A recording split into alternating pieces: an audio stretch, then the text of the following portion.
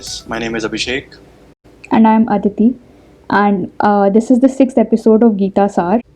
तो अदिति यार, अभी तक हम लोग वीडियोस बना रहे हैं, स्टोरीज भी हमने काफ़ी कवर कर ली हैं और हर स्टोरी से कुछ ना कुछ सीखा है। बट एक इम्पॉर्टेंट पॉइंट है और वो मैं तुमसे जानना चाहता हूँ, इच्छाओं का क्या रोल है हमारी लाइफ में? मैंने पढ़ा था कि शांति का मूल्य केवल उन लोगों के लिए है जिनके पास सुख सुविधाएं हैं, और जिनके पास सुख सुविधाएं नहीं हैं उनके लिए पूरा जीवन ही संघर्ष है।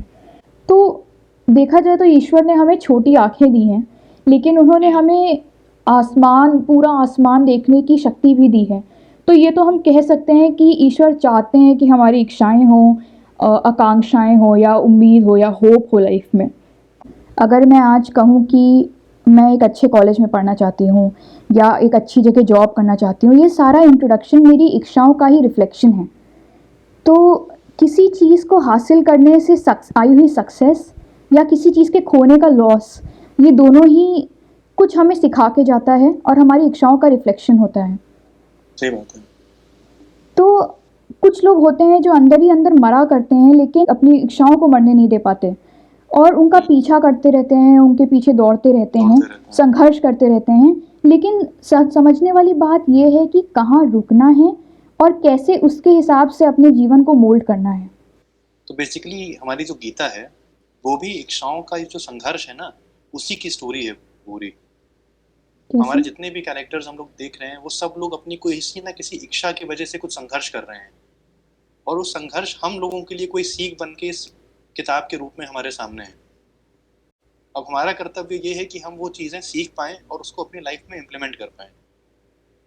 अगर एक बेसिक सा एग्जाम्पल देखें इच्छा का, तो हम लोगों ने अभी स्टोरी जो लास्ट वीडियोस में देखी थी कि शांतनु जो राजा थे वो सत्यवती से शादी करना चाहते थे, लेकिन सत्यवती और उनके जो पिताजी थे उनकी ये इच्छा थी कि सिर्फ उनके ही ग्रैंडसन्स या उनके ही पुत्र जो हैं वो ही राज्य गद्दी पे बैठे।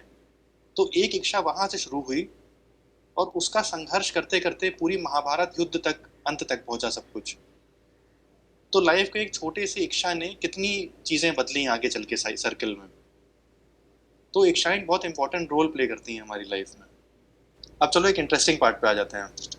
इंटरेस्टिंग ये इसलिए है क्योंकि बहुत लोग ये क्वेश्चन पूछते हैं कि यार ये गलत कर्म क्या होते हैं।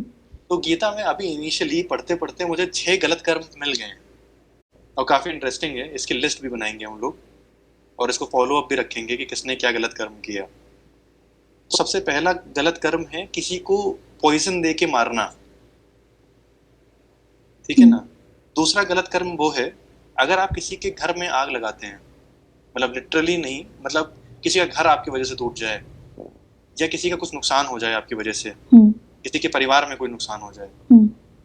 तीसरा गलत कर्म ये है कि आप किसी के ऊपर वार कर दें किसी वेपन से, लाइक गन से मार दिया या किसी भी तरीके से किसी वेपन से अगर आपने किसी को मार दिया। चौथा गलत कर्म ये है कि अगर आपने किसी को लूट लिया, वो किसी भी फॉर्म में हो, आपने किसी को गलत तरीके से कोई भी चीज़ किसी से हथियार ली, छीन ली, पैसे छीन लिए, किसी वॉर के टाइम पे किसी से कुछ छीन लिया या किसी डिसऑर्डर के टाइम पे किसी से कुछ छीन लिया, कोई बीमार है आपने उसकी चीज़ें हड़प ली। पांचवा पॉइंट ये है कि आपने किसी की ज़मीन हड़प ली उससे। और आखिरी जो पॉइंट है जो गलत कर्मों का है वो आज के समय के लिए बहुत ज़रूरी है, क्योंकि वो पॉइंट हमें ये बताता है कि अगर आप किसी की वाइफ या किसी भी लेडी को डिसरिस्पेक्ट करते हो तो वो भी एक बहुत ही गलत कर्म है और जिसकी माफ़ी नहीं है। और आजकल हम अपने कंट्री में देख भी रहे हैं जितने भी रेप केसेस हो रहे हैं, तो ये सब ऐसे कर्म हैं जिनकी माफ़ी नहीं है। और गीता में ये भी लिखा हुआ है कि जो लोग ये कर्म करते हैं गलत कर्म, उनको अगर कोई सज़ा देता है तो उसको कोई पाप नहीं लगता। तो बेसिकली इन लोगों को सज़ा देना इज़ अ गुड थिंग। और इसका हमने एग्जाम्पल भी देखा है, रामायण में भी हमने देखा कि जो रावण था उसने राम भगवान की जो वाइफ थी सीता, उनका अपहरण कर लिया था, उनको किडनैप करके वो श्रीलंका ले गए थे। तो राम जी ने उसका वध कर दिया। तो बेसिकली रावण ने इन 6 में से किसी एक बुरा कर्म किया था जिसकी माफ़ी नहीं है, और राम जी ने उसका वध कर दिया तो उनके लिए कोई पाप नहीं है। तो बेसिकली ये 6 कर्म अब आपको पता है कि गलत कर्म है, तो इनका आप सब लोग ध्यान रखें और हमेशा दूसरों का भला ही सोचें। मतलब बेसिक कॉन्सेप्ट तो यही है लाइफ का। तो दादा दुर्योधन की इसमें क्या इच्छा थी? देखो, दुर्योधन की इच्छा ये थी कि वो पांडवों का जो भी उनका राइटफुल किंगडम था वो हड़पना चाहता था। तो basically one of the bad things हो गया ये। और ऑटोमेटिकली आई थिंक जो लोग उनका उसका साथ दे रहे थे वॉर में, हाँ, वो सब बेसिकली भी जो लोग भी उसका साथ दे रहे थे वो भी गलत हो गए। उसके हिस्सेदार हो गए। तो यही लाइफ लेसन है कि हम किसी भी गलत कार्य का अगर हिस्सा भी हैं या साइड लाइंस पे भी खड़े हैं, तब भी हम कहीं ना कहीं उसका हिस्सा बन जाते हैं। अगर हम रोक नहीं रहे हैं और हम साथ भी दे रहे हैं किसी छोटे से पार्ट में भी, तो भी हमारी गलती है। तो बेसिकली दुर्योधन के साथ जो भी लोग जुड़े हुए थे वो सही थे या गलत थे, उन्होंने लाइफ में कुछ भी किया था, लेकिन वो इस टाइम अधर्म की साइड पे खड़े हुए थे। अब यहाँ पे गीता में हम लोग कुरुक्षेत्र के जब हम लोग मैदान की जो बात कर रहे थे, वहां पे अर्जुन को गुणाकेश के नाम से जाना गया है। गुणाकेश, गुणाकेश का मतलब ये होता है any person who has taken control over his sleep and taken control over ignorance या कॉन्कर्ड इग्नोरेंस। क्या तो मतलब हुआ? बेसिकली अर्जुन जी ने इन दोनों चीजों को कॉन्कर कर लिया था, ठीक है ना। और इग्नोरेंस को कॉन्कर करना इंपॉर्टेंट इसलिए है क्योंकि हमारी लाइफ में बहुत सारी प्रॉब्लम्स आती हैं, बहुत सारी डिस्प्यूट्स होते हैं, बहुत से एक्शंस होते हैं जो हम लोग इग्नोर कर देते हैं, ठीक कोई है, जो उस कि पे हमको कोई इग्नोर एक्शन नहीं नहीं करने लेते। चाहिए। बेसिकली हम लोग बहुत सी चीजें तो प्रोक्रेस्टिनेट करते रहते हैं कि कल करेंगे कल करेंगे कल करेंगे, लेकिन हमको वो नहीं करना है। हमको इग्नोरेंस हटानी है अपनी लाइफ से, जो हो रहा है उसको फेस करना है और उसको सॉल्व करना है। वो हमारी इच्छा हो या हमारी इच्छा के अगेंस्ट हो, हमें उससे सीखना है और आगे बढ़ते रहना है लाइफ में कंटिन्यूस। और हम यहाँ ये देखते हैं कि अर्जुन जी ने इन दोनों चीजों को मास्टर कर लिया था। और यहाँ पे एक सच्चे भक्त का भी रोल आता है।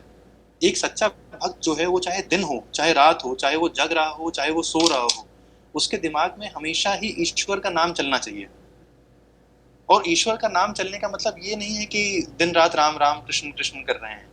ईश्वर आपके मन में रहने चाहिए। ईश्वर ने जो आपको सिखाया है, उनकी जो सीख है, जो एक गॉडली इमोशंस होते हैं, वो आपके साथ हमेशा रहने चाहिए। अब समझने की बात यह है कि ईश्वर को अपने भक्तों के बारे में सब कुछ पता है। और भक्तों ही नहीं, सबके बारे में ईश्वर को सब कुछ पता है। कौन क्या सोच रहा है, कौन क्या चाहता है, किसको क्या प्रॉब्लम है, किसको क्या सोल्यूशन चाहिए, किसकी क्या स्ट्रेंथ है, क्या वीकनेस है, ईश्वर को सब पता है। और सेम केस अर्जुन के साथ भी था। कृष्ण जी को सब पता है अर्जुन के बारे में कि उनके दिमाग में क्या प्रॉब्लम चल रही है, वो क्यों इतने दुखी हैं, उस बैटल फील्ड में वो इतना परेशान क्यों थे। कृष्ण जी को सब पता है और उनका सबका सोल्यूशन कृष्ण जी अर्जुन को आगे चल के देंगे भी। अब अर्जुन के पास क्या प्रॉब्लम थी, ये तो हम सब लोगों ने पहले भी डिस्कस किया है कि अर्जुन जब अपने सामने देख रहे थे खड़ी हुई आर्मी, तो उनको सिर्फ अपने ग्रैंडफादर्स, फ्रेंड्स, उनके अपने वेल विशर्स, उनके अपने भाई बंधु जो थे, वही सामने आर्मी में खड़े थे। उनको और सिर्फ वो ऑपोजिशन का भी ध्यान आ रहा था उनको। ऑपोजिशन का भी ध्यान आ रहा था। वही उनको अपनी आर्मी की तो चिंता थी ही, जो सामने आर्मी खड़ी थी उसकी भी चिंता थी कि सब अपने ही तो हैं जो लड़ रहे हैं। तो क्या ही यही वही गॉडली कैरेक्टरिस्टिक्स हैं जो अर्जुन में थी। हाँ, तो अर्जुन जो है वो सबके बारे में सोच रहे हैं। उनके अंदर वो गॉडली कैरेक्टरिस्टिक्स हैं क्योंकि वो एक सच्चे भक्त हैं, तो वो सबके बारे में सोच रहे हैं। कंपैशन है मतलब।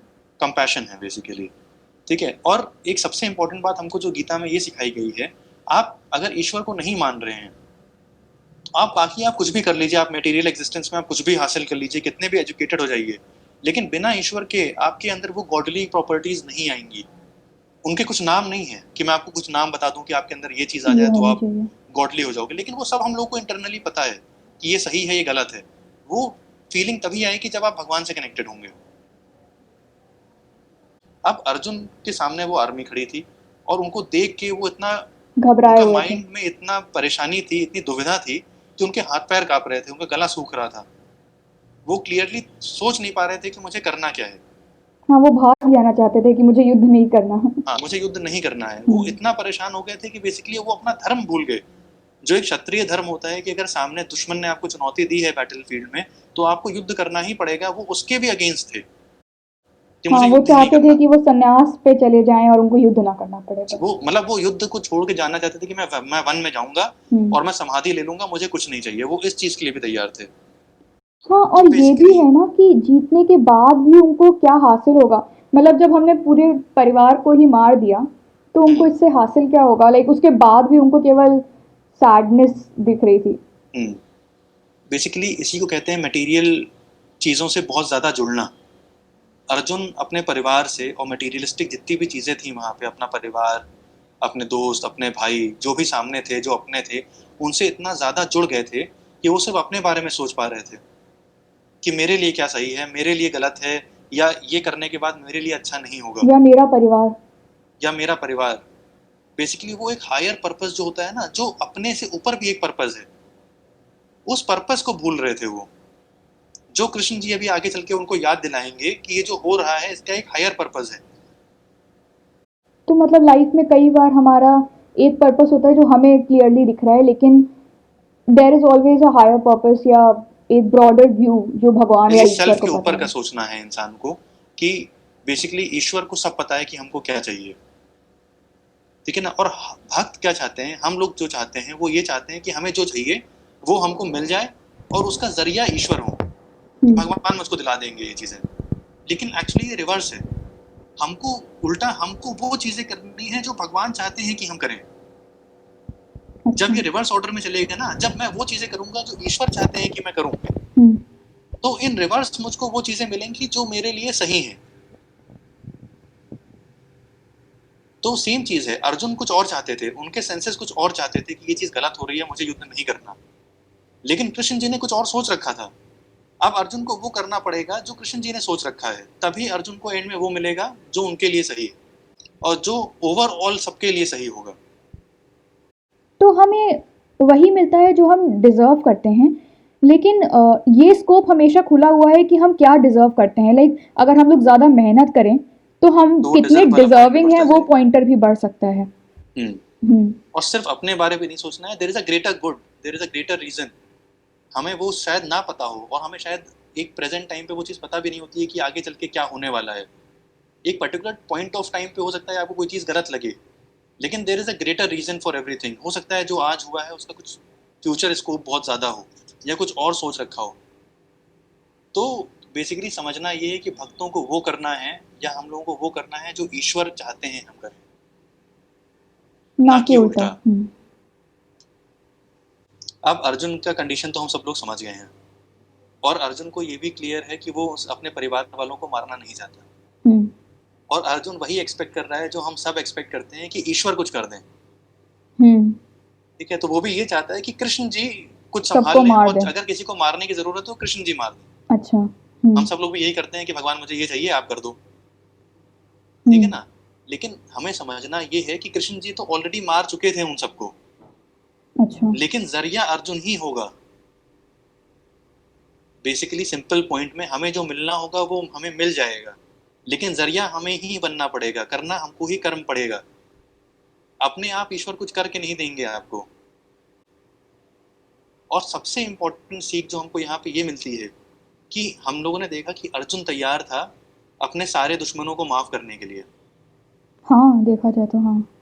हम लिटरली देखो, उसका राज्य छीनना चाहते थे उसके भाई, जो लोग उसके अगेंस्ट खड़े थे, वो सबको माफ करने को तैयार था कि मैं किसी को नहीं मारना चाहता हूँ, ठीक है ना। तो हम लोग ये देख रहे हैं कि भक्त तैयार है जिन लोगों ने गलती की है उनको माफ करने के लिए, हम्म, लेकिन कृष्ण भगवान नहीं तैयार थे।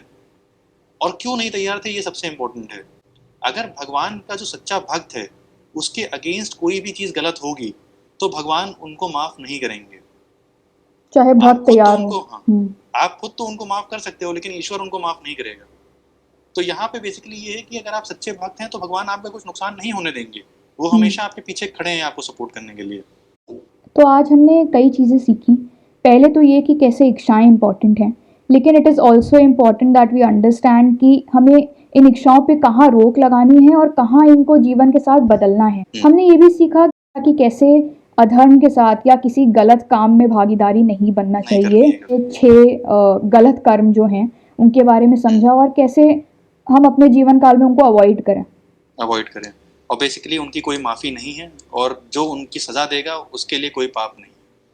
कोई पाप नहीं है। और हमने ये भी समझा कि भक्त और ईश्वर के बीच में जो रिलेशनशिप है, उसके बारे में ये भी समझा कि कैसे भक्त तो एक बार माफ़ कर सकता है, लेकिन ईश्वर अपने सच्चे भक्त के साथ हमेशा खड़े रहेंगे।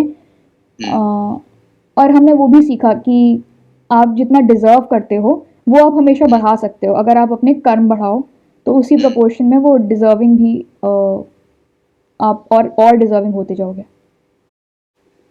And also that there is always a greater good. बेटा गुड, जो हो हमेशा सकता कुछ है आगे हम प्लान्ड है, तो we have to be positive and keep doing our work. हम्म, ठीक है, इसी थॉट के साथ हम लोग इस वीडियो को एंड करते हैं आज अदिति। हम्म। एंड आई होप सब लोगों को थोड़े कॉन्सेप्ट्स क्लियर होंगे। हम लोग और डिटेल में इनके बारे में बात करेंगे और कहानी को भी अ, आगे ले जाएंगे। और हम लोग कहानी को भी आगे ले जाएंगे। तो मिलते हैं फिर। आई होप आप हम लोग की वीडियोस फॉलो कर रहे होंगे और आपको सीखने को खूब मिल रहा होगा। अगर आपको हमारी वीडियोस पसंद आती हैं तो please do like and subscribe to our channel.